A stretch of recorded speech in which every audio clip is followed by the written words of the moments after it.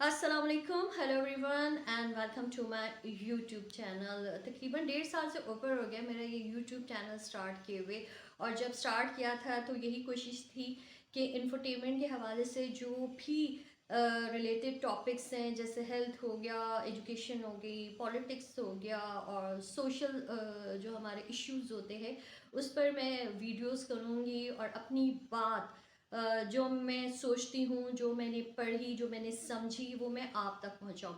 In between जब आप research करते हैं मुख्तलिफ टॉपिक्स को लेकर, तो सबसे जो बुनियादी जो एक्सपेक्ट है हमारी लाइफ का, वो है हमारा रिलीजन। हर इंसान यहाँ पर इस दुनिया में किसी ना किसी रिलीजन से अटैच है। अल्हम्दुलिल्लाह हम मुस्लिम्स हैं और वी आर फॉर्चुनेट कि हम मुस्लिम फैमिलीज़ में पैदा हुए।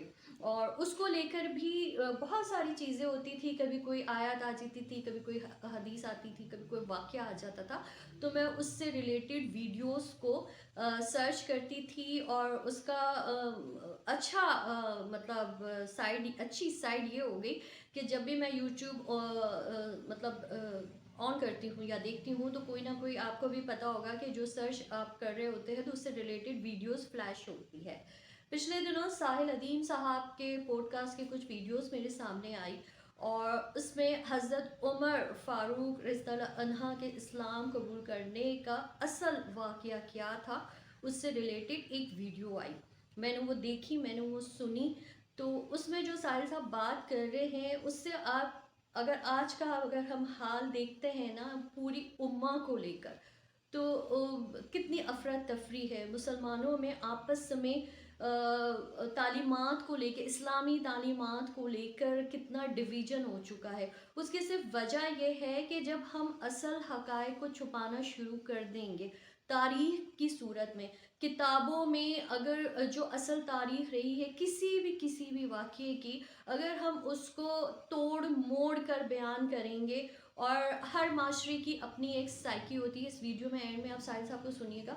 तो हर माशरे की अपनी एक साइकी होती है। तो जब नबी पाक सल्लल्लाहु अलैहि वसल्लम पर वही नाज़िल हुई, और ये हमने किताबों में पढ़ा है कि मक्का के जो काफिर थे वो गुनाहों की दलदल में धंसे हुए थे। वो शराब पीते थे, ज़िना करते थे, गैस के कौन सी ऐसी बुराई है जो उसमें नहीं पाई जाती थी। लेकिन जब नबी पाक सल्लल्लाहु अलैहि वसल्लम ने तौहीद की दावत दी और वो तमाम अफराद जो इस्लाम में दाखिल हुए और जिन्हें हम सहाबा कराम रज़ियल्लाहु अन्हुम कहते हैं, उनकी अपनी एक इस्लाम कबूल करने से पहले एक ज़िंदगी थी। लेकिन जैसे ही वो इस्लाम कबूल करते थे तो उन्हें कोई उनकी उस, वो जो इस्लाम कबूल करने से पहले जो गुनाहों भरी लाइफ होती थी वो उसको कोई रिकॉल नहीं करता। हमारे यहाँ मसला ये है कि अगर अगर कोई मुसलमान राह हक पर आता है या हिदायत के रास्ते पर आता है और उसकी ज़िंदगी चेंज हो चुकी होती है। जैसे अगर एक मैं छोटी सी मिसाल दूँ, इस वक्त बड़ा सियासी दौर है। मतलब मैं कोई प्रो पॉलिटिकल किसी पार्टी की सपोर्ट नहीं करती हूँ, तो मैं इसलिए ये मिसाल दे रही हूँ। जैसे इमरान खान साहब हैं, उनकी एक अपनी एक लाइफ रही है, जब वो यूथ लाइफ रही है, जब वो कैप्टन थे, जो भी थे। लेकिन जब वो हिदायत के रास्ते में हुए, इस तरह बहुत सारी शख्सियात हैं कि जब वो मीडिया के शोबिस के लोगों के बारे में अक्सर मैंने खुद सुना है। जब मैं मेट्रो पर थी और मीडिया से मतलब जब मैं बहुत एक्टिव थी, तो कहते कि मीडिया के लोगों को इस्लाम के बारे में क्या पता। तो ये सारी जजमेंट्स हम इसलिए देते हैं कि हम साइकोलॉजिकल जो हमारी साइकी बनी है ना, फिंगर पॉइंट करने की, चाहे वो रिलीजन, चाहे वो इस्लामी क्यों ना हो, वो बनी है।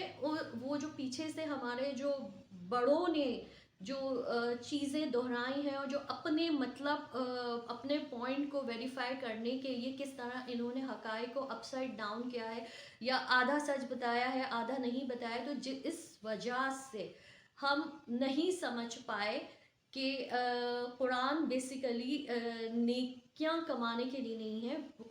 जिसका हम वर्क करते हैं, जिसका हम बड़े बच्चों को तालीम देते हैं, कुरान बेसिकली हिदायत की किताब है। अभी गाज़ा इज़राइल वॉर जब हुई है तो फ़लस्तीनी ने हम पूरी दुनिया को एक मैसेज तो बहुत डायरेक्ट दिया है कि कामिल यकीन और कामिल ईमान किसका नाम है। ये वीडियो देखिएगा, इसमें हज़रत उमर फ़ारूक रज़ियल्लाहु अन्हा के इस्लाम कबूल करने का सच्चा वाक़या साहिल अदीम साहब हमें बता रहे हैं। उसके साथ साथ وہ جو نفسیات کی بات کر رہے ہیں نا اسے ضرور سمجھیے گا. سنا دوں یہ جو واقعہ لکھا ہوا ہے نا پاکستان کی ٹیکسٹ بکس میں کہ انہوں نے اپنی بہن سے سورہ طٰہٰ سنی تو ان کا دل پگھل گیا اور وہ قرآن کا ایسا اثر تھا. یہ واقعہ آدھا ہے. جی سر. اور سمجھے اس بات کو. جی سر. حضرت عمر بن خطاب کا اسلام اصل میں پری ڈیٹرمن کیا گیا ہے کافی پہلے سے. اس واقعے سے بہت پہلے ان کو پتا اندر اسلام داخل ہو چکا ہے کب کے, اور وہ تبھی پتہ چلے گا جب سیرہ آپ تفصیل سے پڑھیں گے. میں حضرت عمر کے اسلام لانے کی بات نہیں کر رہا ہوں, میں آپ کو قرآن پاک سمجھنے کی بات کر رہا ہوں, یاد رکھیے گا. اور مثال ہے وہ پکڑا ہوں جو کہ آپ نے دی ہے, اور وہ مثال اتنی پرٹیننٹ ہے نا تاکہ آپ کو پتہ چلے. حضرت عمر بن خطاب خود کہتے ہیں, اب یہ سائیکالوجی سمجھیں, حضرت عمر بن خطاب کی نفسیات سمجھنے کی کوشش کریں, عرب کی نفسیات سمجھنے کی کوشش کریں, اس اینگل سے دیکھتے تھے وہ. حضرت عمر بن خطاب کہتے ہیں کہ میں بہت شراب پیتا تھا, اتنا کہ شاید ہی عرب میں کوئی اتنی شراب پیتا ہو. ایک دن میں نیچے گیا ہوں شراب پینے قرار میں, ایک پب میں, شراب خانے میں, تو وہ چھٹی پہ بند تھا. کہتے یہ پہلی دفعہ ہوا تھا. اس کا مطلب ابھی نشے میں نہیں تھے, کوئی شراب نہیں پی تھی, پینے گئے تھے ابھی کسی وجہ سے بتا رہا, ابھی پوری ہے نا وہ ہوش میں تھے. کہتے میں نے جب یہ دیکھا کہ آج تو یہ پب بھی بند ہے تو میں کیا کروں, تو پھر میں نے کہا اچھا یار چل اللہ کی طرف سے یہ بھی ایک واقعہ نہیں تھا تو کیوں نہ میں پھر جا کے کعبے میں جا کے تھوڑی عبادت ہی کر لیتا ہوں. کعبے میں بت پڑے ہیں نا, اس وقت مسلمان نہیں ہوئے ابھی, ٹھیک ہے, بہت پرانا واقعہ ہے. رات کا ٹائم تھا, کعبے میں کوئی بھی نہیں تھا. اچانک حضرت عمر بن خطاب کہتے ہیں میں نے دیکھا کہ ایک بندہ کھڑا ہوا ہے اور عبادت کر رہا ہے. کہتے رات کے وقت ایسے تو نہیں نظر آتا, تو کہتے میں نے دور سے دیکھنے کی کوشش کی کون ہے, تو تھوڑا سا قریب گیا ہوں تو ایک دم میں نے پہچان لیا کہ یہ تو محمد ہے, اور اس وقت تک کو نبی علیہ السلام کے شدید دشمن ہے. پھر حضرت عمر بن خطاب کی نفسیات دیکھی, کہتے کہ میں یہ سوچنا شروع ہو گیا کہ یہ کیا پڑھتا ہے. میں نے سننا ہے یہ لوگ پاگل ہو جاتے ہیں, اس کو جادوگر کہتے ہیں, اتنا پیار کرتے ہیں, میں بھی تو سنوں یہ کیا ہے, what is he saying. تو کعبے پہ نا لحاف جو تھا نا کعبے کا, اس کعبے کے لحاف کے پیچھے کہتے میں چھپا لیا اپنے آپ کو, اور سرکتا میں آپ نبی علیہ السلام کے بالکل سامنے آ گیا ہوں. نبی علیہ السلام کو نہیں پتا رات کا ٹائم ہے, کعبے کے سامنے نبی علیہ السلام نماز پڑھے اور حضرت عمر لحاف کے پیچھے آئے کھڑے ہو. اور حضرت عمر نے غور سے سننا شروع کر دیا. آپ کا سوال یاد رکھیے گا, آپ نے سوال کیا پوچھا ہے کہ قرآن پاک کس طریقے سے اثر کرتا ہے. میں اور آپ مسلمان ہیں, اوکے. حضرت عمر ابھی اس وقت مسلمان نہیں ہوئے. اتنا بڑا مسئلہ ہے کہ ہمیں مسلمان ہونے کے باوجود بھی قرآن نہیں سمجھ آتا.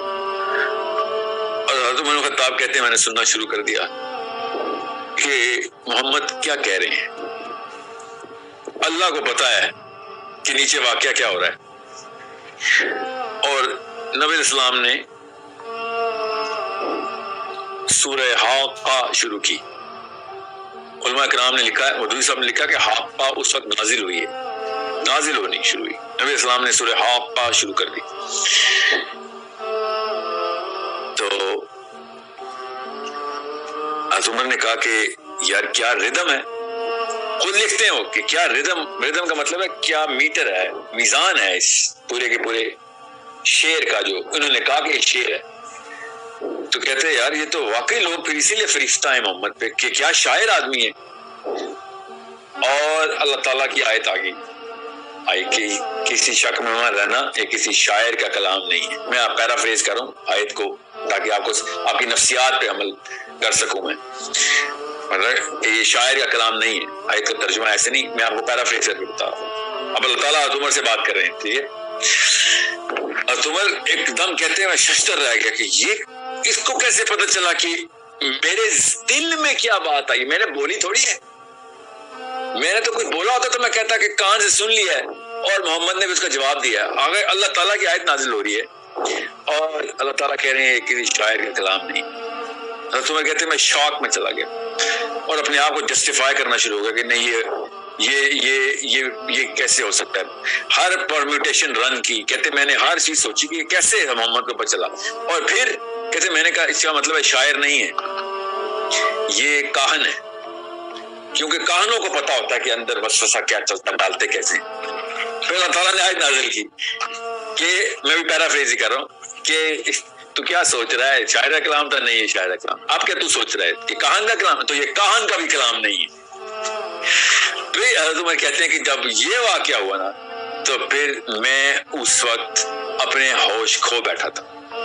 یاد رکھیے گا حضرت عمر شراب پینے نکلے ہوئے ہیں, یاد رکھنا, ٹھیک ہے. اب اسلام میں نہیں آیا ہوا ابھی, ٹھیک ہے, ابھی اسلام قبول نہیں کیا ہوا, اور ابھی ہوش میں ہے کیونکہ شراب کھانا بند ہے, ٹھیک ہے. اور یہ واقعہ جب ہوا تو کہتے ہیں کہ میں نے کیا حملہ کرنا تھا, کیا نقصان پہنچانا تھا محمد صلی اللہ علیہ وسلم کو. میں نے پھر ڈر کے واپس سرکہ اور کعبے کے واپس الٹی طرف آیا, لحاف کے پیچھے سے نکلا اور دوڑ لگا دی. یہ حضرت عمر بن خطاب کا اسلام کا اصل میں واقعہ ہے, ٹھیک ہے. کیوں میں کہہ رہا ہوں یہ اصل میں واقعہ ہے؟ کیونکہ حضرت عمر نے خود بتایا ہے. اب پاکستان کے اندر حضرت عمر کے اسلام لانے کا یہ واقعہ پتہ کیوں نہیں لکھا جاتا؟ کیونکہ پاکستان کی نفسیات میں یہ جب شراب لکھا جائے گا نا تو وہ کہیں گے کہ نہیں یہ نہ کر دینا, یہ نہ کر دینا, عوام شراب پہ تل جائے گی. ان لوکل شودر کنورٹڈ مسلمانوں کی نفسیات کام ہی ایسے کرتی ہے. عرب کس طرح کھل کے بیان کرتا ہے اپنا سوال, تو میں خطاب اپنا ہی واقعہ کھل کے بیان کر رہے ہیں, اور ہم نے وہ چھپا دیا ہوا ہے. ہم نے کیوں چھپایا ہوا ہے؟ آپ کو پتا 35-36 اس طرح کے وجوہات ہیں جو میں نے پوچھی ایک پاکستان کے ٹاپ عالم سے کہ یہ والا واقعہ کیوں نہیں بتاتے. تو انہوں نے بتایا اس میں یہ مسئلہ ہو سکتا ہے, اس میں یہ مسئلہ ہو سکتا ہے, اس میں یہ مسئلہ ہو سکتا ہے. اور میں نے کہا یہ 35 مسئلے سائڈ پہ کریں, اور جو اصل میں مسئلہ آپ نے کر دیا وہ آپ نے بتایا نہیں, کہ آپ نے عرب کی نفسیات چھپا دی اور پاکستانی نفسیات میں اسلام فٹ کرنے کی کوشش کی آپ نے. سوچے نا صحیح, عام بندہ سوچتا ہے کہ سورہ طٰہٰ پڑھی ان کی بہن نے, اور ابھی تک ہم سوچتے ہیں کہ ہم پڑھ کے تھک گئے, ہمیں کیوں نہیں سمجھا. آپ پورا کانٹیکسٹ بتائیں گے تو پتہ چلے گا سورہ طٰہٰ کا اثر کیسے ہوتا ہے. You need to understand. ہمیں خود دور کرتے ہیں یہ 2 نمبر بابے میں, اسلام سے دور, نفسیات کو چھوڑ دیتے ہیں ہمیں, جبکہ اسلام جیسے بکر خوشاب میں آیا تھا. جس جگہ کی نفسیات, جس جگہ کی سائیکالوجی, وہاں کی کلچرل سائیکالوجی وہ سمجھیں گی تو آپ کو پتہ چلے گا صحابہ کس طریقے سے ایک مشن کے اندر داخل ہوئے, پوری دنیا کو فتح کر کے چلے گی. وہ psychology of the Arabian culture کس طریقے سے ہارنس کی نبی اسلام نے. پاکستانی اسی لیے کب آج تک موومنٹ نہیں کر, دیکھ لینا ابھی سے ہو رہے ہیں, 6 دن بعد کیا کریں گے یہ لوگ.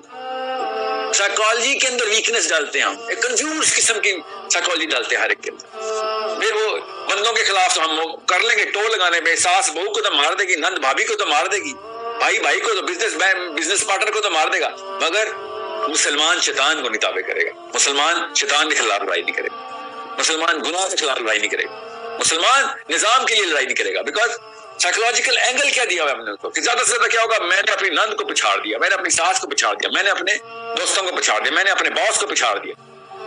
ریلی یہ ہے تمہاری مسلم آئیڈینٹی. تبھی تو تمہارے گھر سے بہنیں اٹھا کے لے کے امریکہ, ٹھیک ہے, تمہارے ماں کو, بہنوں کو, بھائیوں کو, بیٹوں کو بیچ دیا مشرف نے. سوچو نا صحیح, کیوں ہم نے کیا کیا, اس کی اچھی چیزیں بیٹا دیکھو. What I'm saying is you need to find out where the root of the problem is, and the root of the problem according to my Prophet کہ نفسیات کیسے ٹھیک کرنی ہے, according to the other side ابلیس بھی نفسیات پہ حملہ کر رہا ہے, اللہ تعالیٰ بھی نفسیات کو کہہ رہے ہیں کنٹرول پہ, اس کو تابع کرو, اس کو چینل ہارنس کرو, اس کو پالش کرو.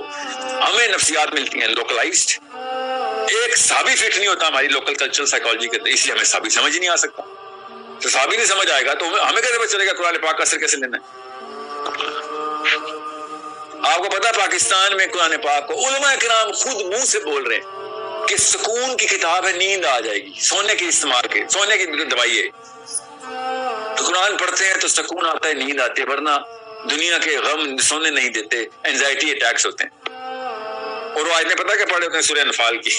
قرآن تو سورہ انفال کی ہے کہ جنگ کے دوران کیا واقعات ہونے ہیں, آپ نے مال غنیمت کیسے, آپ پڑھ کے اس کو پتہ ہی نہیں ہے کیا پڑھ رہے نا, وہ نیند کے لیے پڑھا. تو اللہ نے کہا چل ٹھیک ہے, تجھے یہ چاہیے تو یہ لے لے, تجھے ہدایت نہیں ملے گی. قرآن پاک نیند کی دوائی نہیں ہے, ہدایت کی دوائی ہے. صحابہ کو عربی اور اس نفسیات کا پتہ تھا کہ جس نفسیات کے بیچ میں قرآن اترا تھا نا, وہی ان لوگوں کی نفسیات تھی نا، بیچ میں قرآن پاک اترا تھا، پوری طریقے سے سمجھ آ گیا تھا. ہم نے یہاں پہ بس عربی کے